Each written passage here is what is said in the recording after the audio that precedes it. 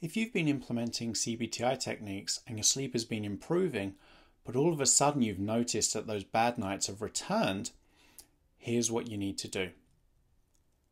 Hi, I'm Martin Reed from insomniacoach.com. I help people with insomnia improve their sleep so they can live happier, healthier lives.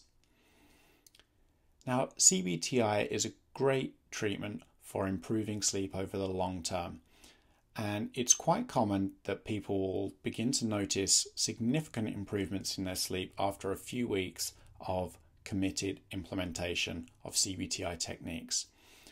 However, what can happen is that you'll suddenly experience a bad night again, and all your fears and worries soon come flooding back, and you become very concerned that your insomnia has returned and that these CBT-I techniques are no longer working.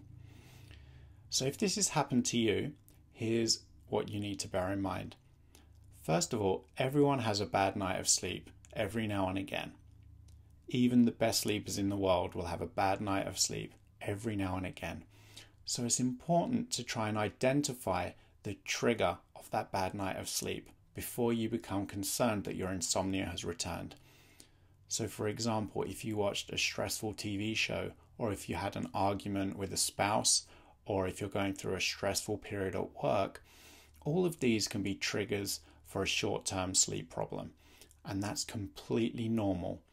As long as you don't implement behaviors to try and compensate for lost sleep, such as spending too much time in bed, napping during the day, or going to bed before you feel sleepy, then as the stressful event passes, your sleep should naturally recover. If after a couple of weeks you're noticing that your sleep hasn't improved, this is the time when you revisit those CBT-I techniques that you've implemented in the past and that you know are effective. So for example, you immediately begin to follow an appropriate and regular sleep window. You make sure you're getting out of bed at the same time every day. You make sure that whenever you can't sleep, you're getting out of bed. And you're implementing a 1 hour buffer zone before your sleep window begins. And as long as you go back to these tried and true methods and you implement them again, your sleep will once again recover. But it's important to bear in mind that CBT-I will not result in 100% perfect sleep every night for the rest of your life, because that's not even how healthy sleepers sleep. Everyone has temporary sleep disruption. So my advice to you is try and identify what has caused the sleep problems to return. Try and address them.